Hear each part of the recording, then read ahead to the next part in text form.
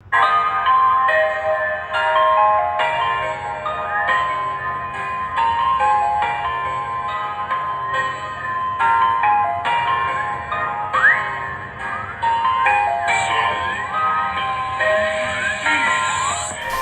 Dippers, and welcome to another course of Food for Thought. As you can tell, I'm not such a hoik. I am your producer, Mr. Shavington. This is actually a very spontaneous, on-the-moment episode of Food for Thought, but I'm of course joined by the voice, Fletcher Hoik. This is sure to be good. So, Fletcher, we need to get done doing Hunter Hysteria, Volume 26. You can find that on iTunes and Spotify. Yep. And here's my idea in my head for a good thing for this show. So, you know what it is? I don't, because you wouldn't tell me beforehand. Alright, so Aaron Rodgers. Pretty good player, right? Not bad, from what I've been told. Bad. LeBron James, pretty good. Not bad. Yeah, Paul George, good. Yep. Mookie Again. Betts, good. Yep. Yeah, Kimball Walker, good. If the idea for the show was just to name all the good players, Kareem Hunt, good. we could have skipped it. But yeah, these guys are good. Kareem Hunt, good? Yeah. When do we decide that a player is good? No one tells us they're good. Like, you just watch it enough, and all of a sudden you think, that's a good player. Yep. I remember Noah Westbrook broke onto the scene first second in the league. Yep. And I'm sitting watching on SportsCenter every night, and it hits me. I'm just like, shit, he's good. Heck, he's good. Yeah. So, how you talked about how you have a psychology major. How do you think? We determine when a player is good? Well, I think it's all relative because I watch a lot of sports talk TV, and unfortunately, you watch a lot of sports shows. You're subject to watch a lot of bullshit too. And I've watched a lot of Skip Bayless, and he hates LeBron, and LeBron is by far better than anybody playing right now, arguably the best ever. And that motherfucker can't find one good thing to say about LeBron. But the thing is, you take a guy who's of lesser caliber, but has that tough guy mentality, that locker room presence kind of guy, just a really good guy person. You could use Tyson Chandler as an example throughout his career, what he's meant to a lot of teams, like with Dallas. And you can't find one good thing to say about LeBron, but then you'll talk about a guy who's a Tyson Chandler kind of caliber, and you'll say, he just brings an element to this team that they really need.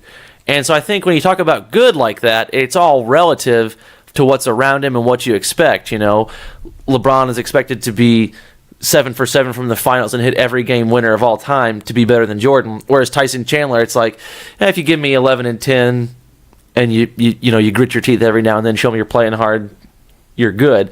I think it's all relative. A guy in the NBA who doesn't get any kind of recognition really, but shows up and scores well, plays well with others, is Lou Williams. Throughout the years too in the NBA, look back at Andre Miller.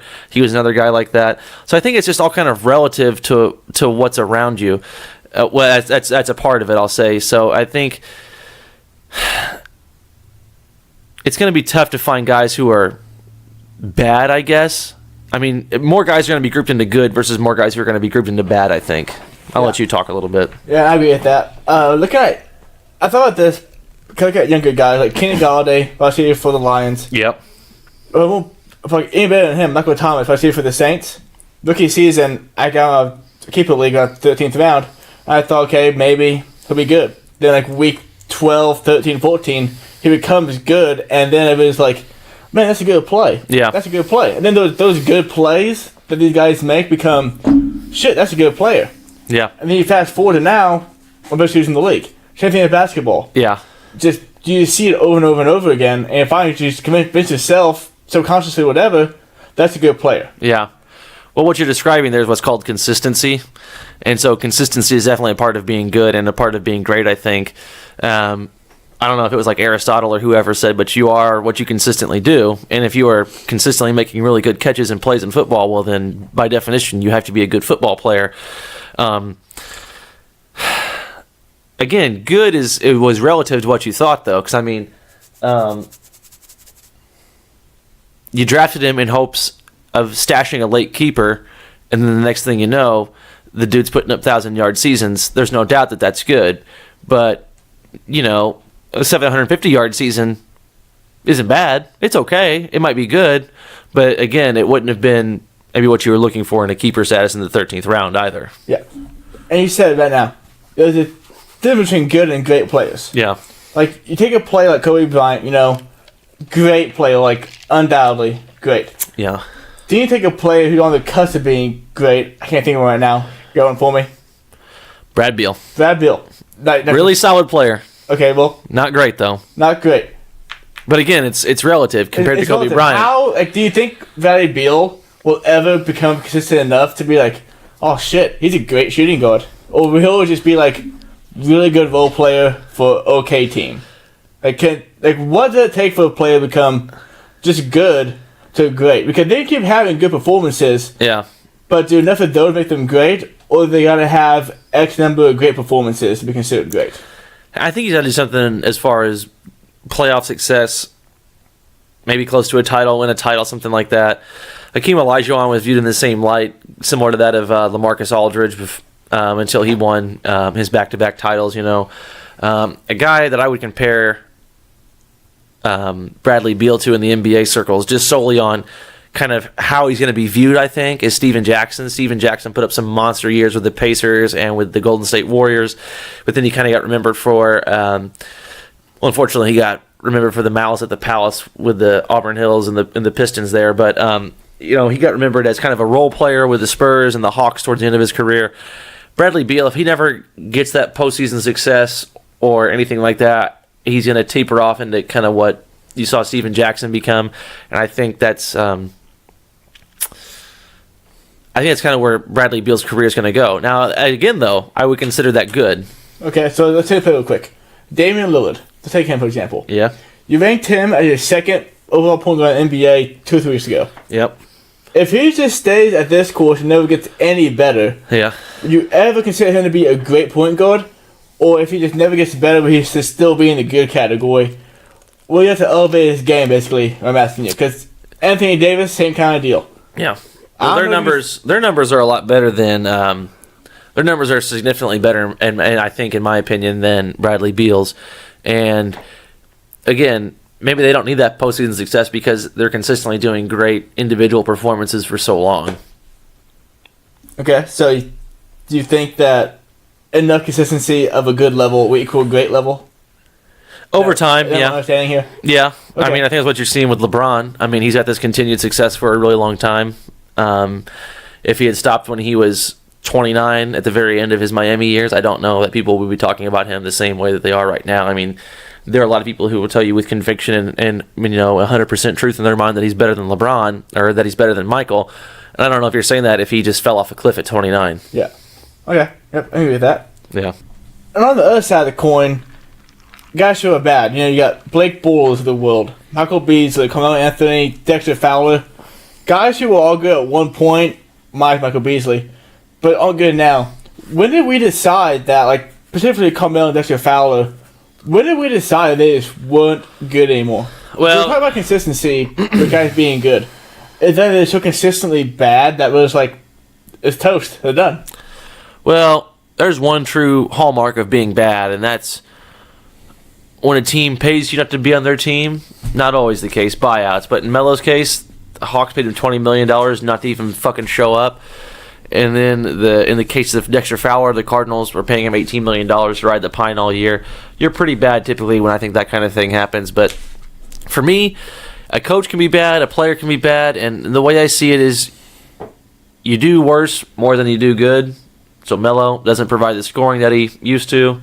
Never been a great defender, so therefore he's giving you worse, or he's giving you more bad than he is good. Dexter Fowler went from being a really good leadoff hitter, hit for power, got on base, not doing that for the Cardinals. So, but then you do bad more than you do good, but then you can also make a bad situation worse. If you brought in a guy, if your team was losing right now and you brought in Melo, I don't think Melo's going to solve any of your problems. Oh, definitely not. With me, when I get a bad player, a lot of it can have the sample size. Yeah. In baseball, I see 2 games. I look at 50 games. Basketball, I look at probably 20 to 30 games. If you're bad over the first how many of those games, it's not a slump. You're just bad at that point. Yeah. And they're all players he gets drafted every year in the NBA, especially. They're just not good. And they flick out like 2 or 3 seasons. Yeah. With like Carmelo and Dexter Fowler specifically, they're once really good players. Carmelo was a great player, for sure. Yeah. And I just kind of lost it. And I think this is the first season. You can say at the end of last season he won 2, but this season definitely, he's just not good anymore. No. And it's just one of those things. I'm talking about other great players like Al Pujols and Kobe Bryant. Not only are they great, they're Hall of Fame, first ballot caliber great. Yeah. Kobe Bryant last season with the Lakers definitely hurt the Lakers. Al Pujols, it definitely hurt the Angels right now. Yeah. But did anybody ever call Kobe Bryant a bad basketball player? Well, I think that maybe giving more good or doing more bad than you do good is a consistent thing too. He did a lot of good for a long time, and even in his last year, I mean, he dropped 60 in his final game, and he had, a lot of meaningful moments and meant a lot to a lot of different fan bases and players. So maybe that's like the shield around these few guys who are all just Hall of Fame first ballot caliber players that just kind of lost it. There's a shield around them saying, well, you're my favorite player when I was 13. You were great. Then you're a Hall of Famer now. And now you just suck now, but I can't call you bad. How's that fair to Carl Anthony and Blake Bortles of the world? Well, Melo never won titles or scored 30,000 plus points in his career. I mean, no, he's not. But if you look at the numbers from Kobe's last few seasons to Carmelo now, they're the same. Right, but you still have to take into account the whole career. You can't just take a snapshot of a 2-year window or a 1.5 year window and say, well, they did the same there, so they must be the same, because they're not. Over 2 years, I think you can't say that. That's a big sample size. That's 2 seasons. That's 2 seasons. How many games is that? 164. Yeah, and so let's, like Kobe's case, he played, 20, 21 years? Fuck, long time. So, I mean, if you get to take a quiz and you get a 19 out of 20 or a 19 out of 21, you got most of them right. You don't look at those 2 questions and think, boy, I'm fucking dumb, Yeah. So, 2 years, in my opinion, comparing those guys isn't that small of a sample size. Maybe it is a little more with Melo because he's only in year 15 or 16 or whatever it is. But, yeah, I mean, the whole Shield thing I think is accurate. You see it now with Michael Jordan and his Jordan brand logo. Talked about that last week. I've talked about that plenty of times, but he's had a couple. He didn't play very well in Washington, and Kobe. I mean, 5 titles, scoring champion, MVP, third all-time leading scorer. I mean, that creates a bit of a shield for you as well. I'm sure if Kareem came back and played in the NBA right now, he would probably suck. I'm sure if Peyton Manning came back, he'd probably suck again. Peyton sucked for a while, but if you do great for so long, it does create a shield for you. So what you're saying is like the shield thing. Over a matter of time, you're okay to be back. He said Kareem played to be back. He was like 100 years old, obviously. Yeah. He just can't do it anymore. So once you fall off the cliff, then no one will call you bad, you're just done. And there's a difference in just being done and being bad. Yeah, that might be the case. But you look at a guy like Melo versus a guy like Michael Beasley. Michael Beasley was just bad from forever. Yeah. But even Melo, everybody said that he was never a great locker room guy. He was a bit of a ball hog, couldn't play well with others. And then you take that maybe bad mix of characteristics and you combine that with bad play, then maybe it's easier to say, oh, now you're not having a fall off, you're just bad. Michael Beasley's been not great forever, not good forever. No one's really holding that against him. You know what you get with Michael Beasley, I guess. I don't know. Yeah, so let's take it off the great label now and talk about bad players in general. A lot of times when you say a player is bad, it's because they're bad from the start. Yeah. Like Michael Beasley, like Darren Williams, like Markelle Fultz right now. Yeah. How long do you think it takes for a player being drafted, we're talking NBA specifically because that's your wheelhouse, the NBA, how long do you think they can be bad until you say, okay, this guy sucks or he's a bust? Because those are different things. You can be a bust, but still be okay, or you can be totally bad. If you are just that bad, we're probably not even going to know about you because you're going to be out of the NBA. Like Adam Morrison was in Anthony Miller. Anthony Miller, yeah. And you know, Adam Morrison, a lot of different guys, like they were just not cut for the NBA. They were bad at NBA basketball, and they were just not around. There are guys who are in the NBA now who I think are bad. Michael Beasley is one of them. I think Iman Shumpert is one of them. Maybe even Jordan Clarkson is another one of those guys who's just bad at basketball. I'm not sure. Like Markelle Fultz, 2 seasons in, haven't played a ton, hurt now. Do you consider him a bust? Just from a perspective of number 1 overall pick, haven't played a ton. Yeah. It goes back to sample for me to say he's a bust because he didn't play hardly at all last year, and you don't want to write a guy off real quick just because of injury. I think that's kind of similar in football because you only have 16 games. That's why you see guys like Blake Bortles, Ryan Tannehill, Matt Stafford early in his career get such a long leash just because it's like, we didn't play that much. You know, we might be getting a new offensive coordinator, a new system. There's a whole lot of wait and see, and you see a whole lot of wait and see with quarterbacks and other players in the NFL for a few years, and early draft picks, unless you're a Kwame Brown, I think you're going to get that kind of long leash too, and especially Markelle Fultz for his sample size. He played a handful of games last year, became the youngest guy to ever get a triple-double in the NBA. But yeah, I would consider him almost a bust at this point, but still I can't write him off as saying he's bad. Okay. Let's think back at 2 of the guys, Anthony Bennett and DeMarcus Russell. Both top picks. Those guys blow. Both bad, both busts. DeMarcus Russell, for the quarterback on the NBA is obviously, ostracized as being the focal point, and you knew he was back and watching him play. Anthony Bennett and other NBA guys, I feel like, okay, they're bad, but you don't realize that they're a bust until they finally get cut by that team. Yeah. Do you agree with that almost? That it's hard to call a guy a bust until he gets cut, or just basically off a roster in the NBA? Yeah, you got to be careful doing that because I made a mistake with that with Victor Oladipo. I called Victor Oladipo a bust, and obviously he's the furthest thing from a bust at this point, but I called Victor Oladipo a bust. And the whole reason I said he was a bust because the Orlando Magic, the team that drafted him, looked at Evan Fournier and looked at Evan and Victor Oladipo and said, nah, we'll go with Evan Fournier. That logic is not always sound. It might be pretty good most of the time, but yeah, I was wrong on that one. Well, let's take another Pacer, for example, Joseph Young. People had high hopes for him, Pac-12 leading scorer, gets drafted late in the first or in the second, I can't remember when, and people had high hopes for him. And then I got an update on my phone saying that the Pacers released him over the summer. Yeah. And it's like, well, I guess that ship sailed. I guess you're no longer a part of I guess you're just not good at basketball, basically. And it's hard to talk about these guys who are bad just because you don't see them. And if you do, you see them for like a second, and then you're like, what happened to that guy? Whatever happened to this guy then? Or, Yeah.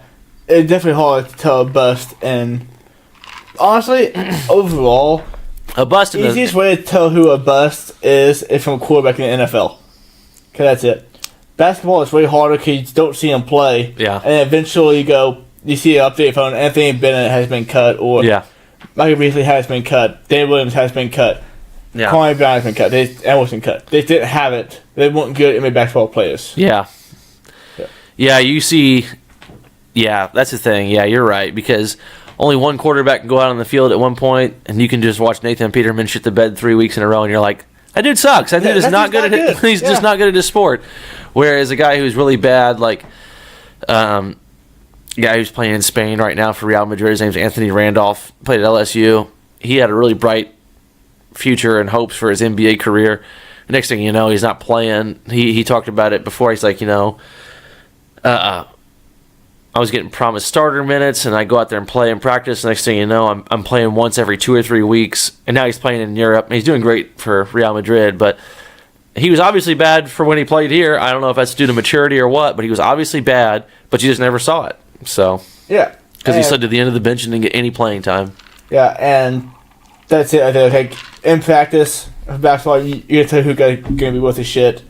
In football, in practice, going second team a lot of times, you gotta see it. Yeah, how I do.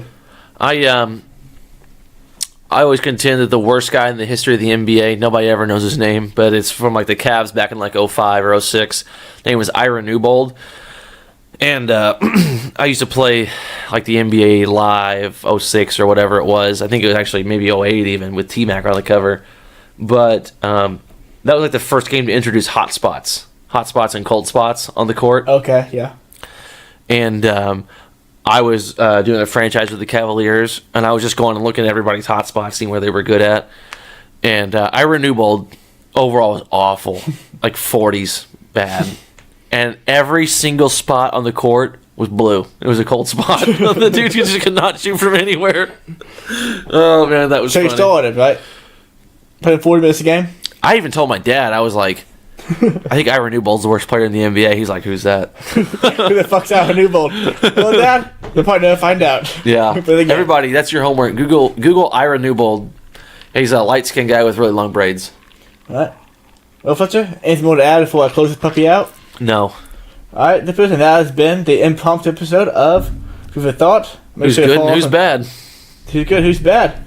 Make sure to follow us on Twitter and Instagram at the Saucy Pod and let us know who you think sucks, who you think is a Hall of Famer. As always, stay saucy.